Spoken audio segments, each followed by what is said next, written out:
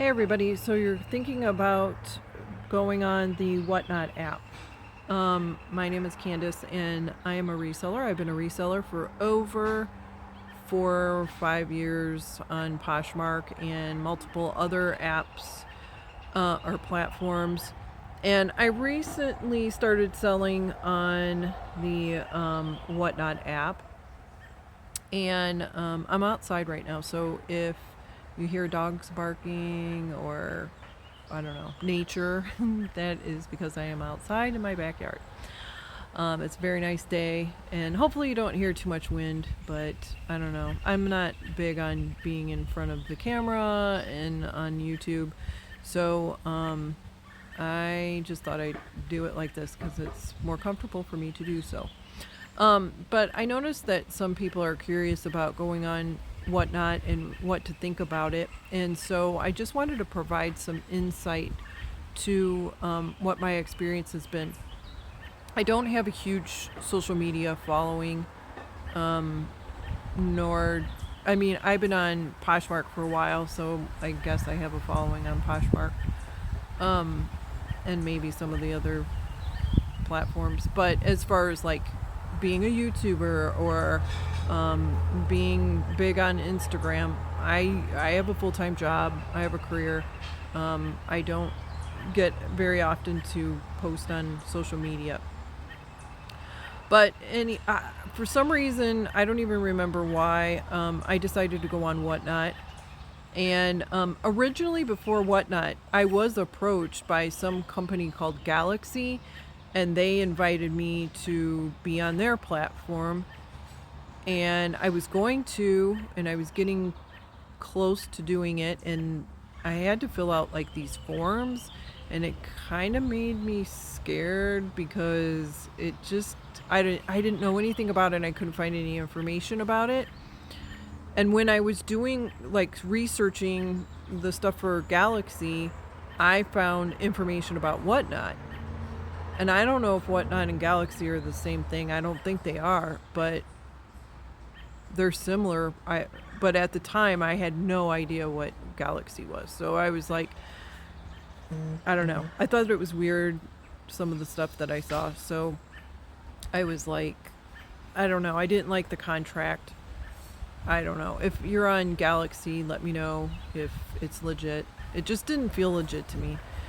So I found out about WhatNot, and I got on the platform. I put in my application. Then I saw a lot of videos on what people did to try to get approved on WhatNot.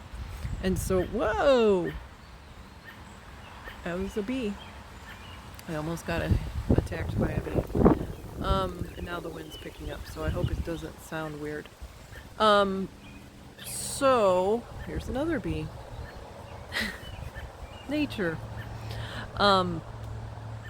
So I put in my application, but before I got approved, I went and I started attending all the lives and getting to know the platform and how it works and trying to understand what was going on. I was really nervous about doing my first live. About 3 weeks in, I got my application approved. Now, I put in, a great deal of information in my application and let them know, how many followers I had on Poshmark and that I've been a reseller for a long time, and gave them my information for that. So I think the onboarding process is to vet people. I think they really just want more customers. They want us resellers on there, but they also need customers. So if you have a good following, you're going to be bringing customers with you. So it's not that you're popular. That helps, but they also want to see if you can be sustainable in that type of environment. And I think that's what they're doing. Like, they're vetting you to see if you have any experience doing this and if you're going to stick around. Because I do notice that a lot of people start it and then they drop off like flies because maybe they don't like it or whatever. They don't think they're going to make enough money on it. Initially, when you start, you may not make a lot of money off of it if you don't have a good following. So you can create a following, though. You can create a following on the platform, especially if you are a t-shirt vendor and you have a lot of t-shirts, especially vintage t-shirts, and you know and understand the value of those t-shirts, you should do really well. Now, I'm not a t-shirt vendor. I started off a couple of shows with t-shirts just because I had a supply of them and I needed to get rid of them and I didn't know how to get rid of them any other way. And I do have some experience with selling t-shirts, especially vintage t-shirts, because I am vintage. I grew up in the 80s, so I was wearing a lot of those t-shirts and buying them in the 80s and 90s and going to those concerts and hanging out at those festivals. And so I have some experience with it. I understand the value of them. But that's not what I wanted to do. It's not my passion by no means. I dig t-shirts. I get why people like them. I get the trade of it on WhatNot for sure. It's fun. But I'm a fashion reseller, and I've always been into vintage fashion since I was a kid. So vintage is where I'm really at, but I also like different aesthetics. So I was really happy to find out that, WhatNot was inviting us resellers to sell other things. There's a lot of different genres that you can sell, or different categories and genres that you can sell under once you get in.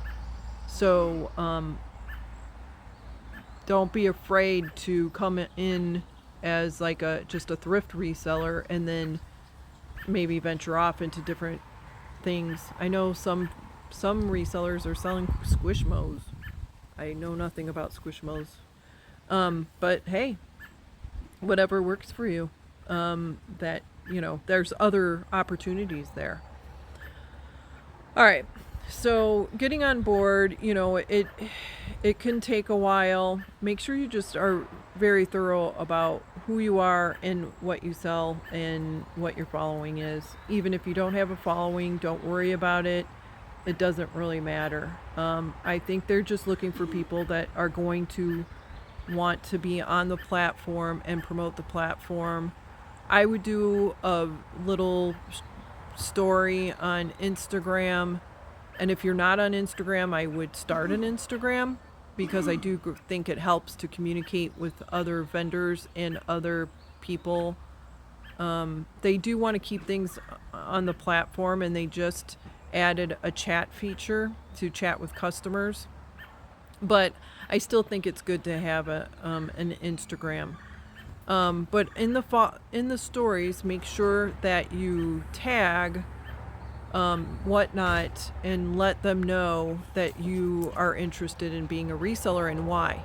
I think that's what helped me get on there, but I really don't know. So once I started, my first live stream was pretty good. I had been building up a following on the platform, going to other people's shows and letting them know that I was a new seller. I was just having conversations about some of the t-shirts that I had. And, then there were people that were like, hey, I really want that t-shirt. I'm going to come to your live stream and bid on that t-shirt. And so, you have to go on there and be social and talk to people. That's with any platform. I mean, I know people want to have passive income. WhatNot is not passive income by no means. There is work involved in it. And so if you think it's going to be easier than doing Poshmark or any of the other platforms, you're absolutely wrong. It is a lot of fun. I will say that. It is, to me, more fun than the other platforms because you get to connect with people. And I'm not even a person that I don't like to be in front of the camera. I don't like to be, I initially was not sure about WhatNot because I don't know, the whole live thing was worrisome to me, but I really enjoy it now, because now I found like-minded people that like and are interested in the same things that I am interested in, and it's now just kind of like a hangout time, and you're just happen to be selling clothes at the same time. So even if you're not comfortable with that, I think you'll get comfortable with it fairly quickly. Like, I am an introvert and shy most of the time. And, it's easy. The platform is easy to use. It's a little bit of a learning curve at first, but it does not take long. There's definitely some improvements that can be, like when you're trying to input the items that you're going to sell. That needs improvement because there's not a fast way to do it when you're doing it on the fly. All right, so after onboarding, you schedule your lives. You can schedule your lives pretty much whenever you want. So when's the best time to do it? That's going to be dependent on you. And I really don't think that there's a better time. I've seen people be successful at 2 o'clock in the morning. I've seen people be successful at 8:30 in the morning. I found Saturday nights to be competitive, but it is a really good night to sell. And it really, like, people are popping in and out. So competition is good on this platform. Don't fear competition. People, and don't not schedule something because you think a bigger seller is going to overshadow you or they're going to get all your customers. Because once you have a following and people know what you're selling and the price point you're selling it at, you're going to be at an advantage. People are still going to come over to your live streams, and people jump from live stream to live stream. When you when you put your items in your store, you have like a little store that you input your items that you want to sell in your auctions. And when you do that, you will need to take a picture, and I think it's time consuming to take pictures, and I'll talk more about that in a minute. But it is good when you first start because people know what your items are and they can set a reminder. So if they are doing something else, they can get a notification whether they're on the app or not. It'll tell you when something goes live. I believe you don't have to be on the app if you have your notifications set up. I know if you're within the app, it definitely will notify you that something that you're interested in popped up. And then you can go to that live stream of that auction and buy your item. There is a buy it now option. You can set things into buy it now. I have yet to do that. I haven't. I put some items in there. Or no, I have had some sales from that. I take that back. I have had some people buy some items from there during my live stream. They also just added stories. Stories are great because you can. It's just like Instagram. You can promote your live streams. So make sure that you're doing that and make sure that you are planning ahead. So once you decide on a time that is comfortable for you and that you think your customers are going to want to attend, then be consistent. Like right now I decided on Thursday nights. Thursday nights seem just to work well for me with my schedule, and I think it's just that people know that every Thursday night you're going to be there, and so Every Thursday night, I have ladies' night, and I change the genre each week. So, like, I'll have boho night, I'll have dresses, I'll have vintage. I have one coming up for like gothic and dark academia. And so I'm going to just keep rotating through. Now, I might add more live streams as I go, because you can definitely do that. But I don't like to just do pop-ups. You can be successful doing pop-ups depending on your genre, depending on what you're selling, but it's risky. And it takes time for people to bookmark your live stream, and they will. There's a bookmark function. They can save it so that when they're looking at live streams that they want to see, they'll bookmark the ones that they want to attend. And so you need to give them time to do that. And during that time, you need to remind them. It's like a commercial. Think of stories as a commercial. You need to remind your customers, hey, I'm going to be having a live stream. So highlight something of that live stream, like some product or, whatever, maybe a giveaway. I think giveaways are really good marketing too. People like a nice giveaway.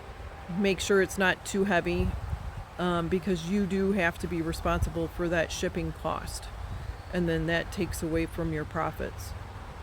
Don't feel that you need to have dollar starts on your auctions. I do use dollar starts at the beginning, usually, of my live streams, just to get people warmed up, let's see. And, let's see if this will sell, if anybody wants this t-shirt or this item. And I don't put items that I expect to sell for a lot more at the beginning. There's not enough people that come in on time at the beginning of a live stream unless you have a huge following. And even then, I still say save it for at least 15, 20 minutes, 30 minutes into your live stream. You'll definitely get more attention to that item if you wait. However, if you have just too much stuff in the beginning that is just dollar stuff, you could lose your audience if it's not something they're interested in. So you want to make sure that you have something interesting in the beginning. But if you can, have something interesting that is at a low start, I think that is always good to do. But don't feel that when you first get started, you have to do dollar to get people to follow you. It's not about how much you start your auctions at, it's what the product is. So if you have something that people want, they're going to bid on it. They want that item. So it doesn't matter what the start is. I mean, you don't want to start things too crazy high either. I say, if it's something that is not of great value, then yes, dollar. If it's or $2 or $3, if it's something of great value to the client or to the customer, then you can start it at like $5, $10. And like a lot of vintage t-shirts, sometimes they'll start at higher amounts, like 20, 25. You have to really read the room. Don't run items at $1 when there's 5 people in the room and you have a grail item. Like, you will not get that. Somebody's just gonna pay $1 for it. I see that happen a lot. And it's like, I just want to tell people, read the room. You know, if there's only 5 people in there, you're not going to get your $100 item. However, the other mistake is just the opposite. If you have 5 to 10 people in your live stream and that's all you have, it happens.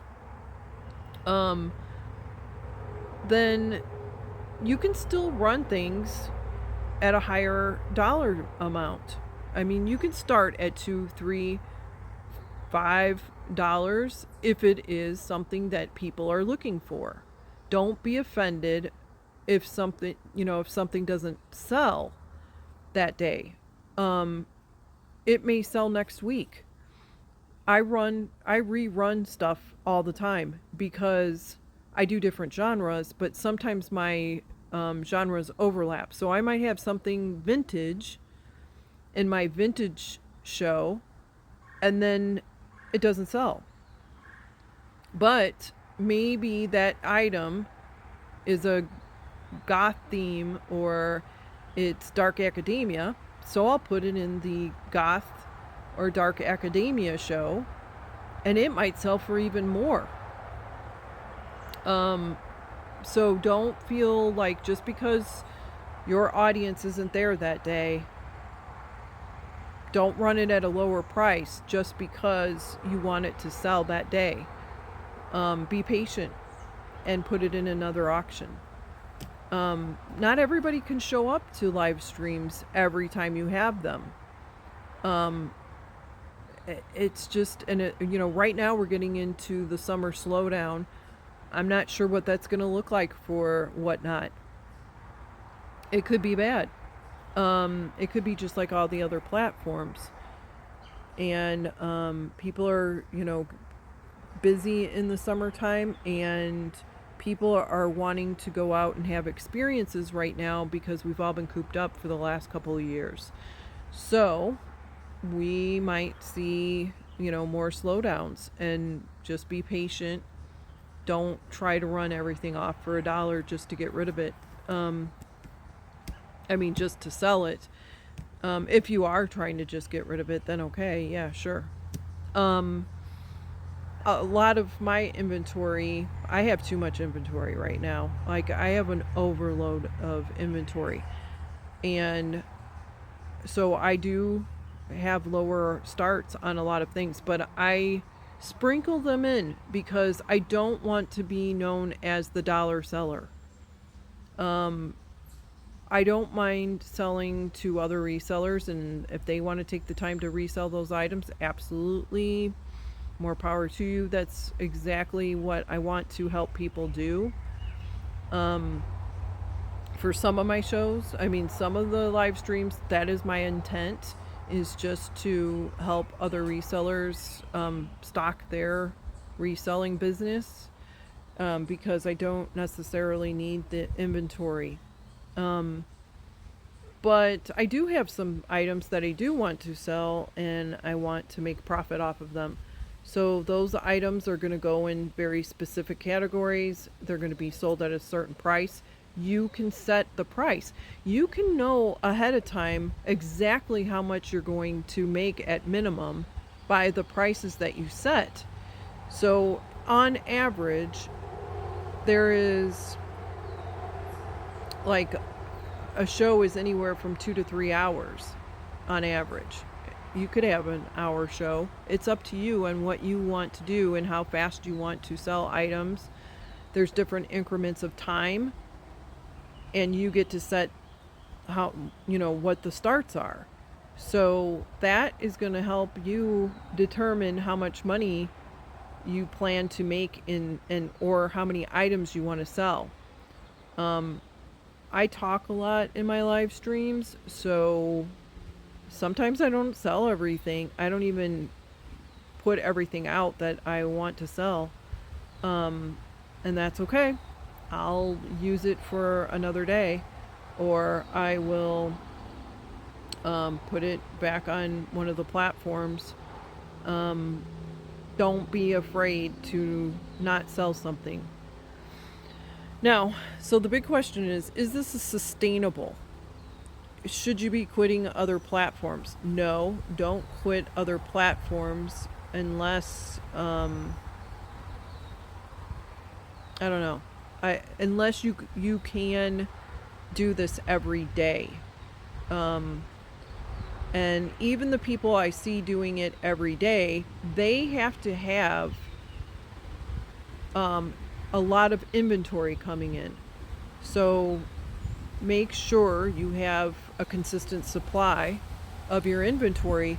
I wouldn't try to be sourcing, and this is a mistake I think a lot of resellers are already making, is that they're going out during the week and sourcing their items and then building it up for their show. But unless you know you have a consistent honeypot, pricing is, wow. I mean, I don't know. If you're out in your thrift store and your thrift store is $8 an item, and then you're going on WhatNot trying to get your money back or make profit on it, you have to be really sure that your audience is going to be there, that is going to pay up for that price. And that's kind of risky because, like I was saying, not everyone is going to be at every single live stream that you have because there's so many different live streams going on. So I see people do it as a full-time income, but I would not put all my eggs in one basket. I will definitely not be one of those people. I plan right now during the summer to limit how much time I'm spending on or doing live streams. It is a lot of prepping. It is a lot of shipping. Shipping is a lot of time because you're selling anywhere from 30 to 100 items at a time, depending on the size of your show. And I try to limit that too because I know I don't have the time to do 100 items, ship 100 items. Like, I just don't have the time to do that most of the time. So I hope this doesn't sound too rambling. I know there's a lot of information here. I am going to make some additional videos that just focus on very specific items, tips, and stuff. But I just wanted to give a really big overview. And I do, like I was saying, some people can do it for a living. I wouldn't start off thinking that until you really understand the platform. And it takes time to build a following. Don't get discouraged. Keep building your followers. It'll happen. If you have a good product, you need to be confident in that and keep going with it. Build your following. I really believe that some people buy things just because of that they like the vendor. They like the person. And I also think that some people may not care about the vendor. They like the person's items. So, there's room there, whether people like you or not. If you have something they want, they're going to buy it. It helps if they like you. But not everybody is going to build a following like that. It's just, that's the reality of it. I do think social media helps. And if you're going to do this full time, you definitely need to have a social media presence, and you have to keep building and connecting and finding more customers. Now, that's what brings me to long-term sustainability of this app. The thing that scares me the most about it is customers. Right now, there's a lot of resellers on there that are customers, that are buying items so that they can go back and resell them. I do that. I go to intentionally find items to resell. There's my cat in the background there. He's a big boy. So yeah, there's a lot of resellers on there that are buying inventory, which is great, but they're trying to buy things at a low cost so they can flip it. Those are, I don't mind those people because I have a lot of inventory that I need those people to buy because I don't want to sit on it and I don't have the time to sell it, and I'm changing my model. So the problem is that we need more just customers in general. Like customers, so for me, I want to find vintage customers that aren't necessarily resellers, or like if it's whatever genre, maybe boho, or maybe it's goth, maybe it is dark academia, light academia, whatever it might be. I need customers that aren't just resellers, because resellers are looking for reselling. They're looking to flip it, and that's fine. But if we want to, as resellers, and we're trying to build our own business, and we want auctions to reach new heights, then we need customers. We need people that are seeking out the things that we are trying to sell to them, like different genres of clothing or brands. That's also another problem that I see with some resellers, is that they are selling the items that aren't selling on other platforms, and they might be like crap brands, and they're not going to get they may not sell them, or they may not even get the price that they want for them, because they're really not items that people are seeking. So it's not a place to dump off your inventory. Like, I'm careful about the brands that I sell, even on my days that I'm trying to sell off stuff. Just make sure you have a mix. Don't just go in there and just start trying to sell off all your like off-brand stuff, or I shouldn't say off-brand, but brands that don't sell very well, don't have resale value. Now, and it's not just about the brands. Like, if it's trending item, of course that's gonna sell no matter what.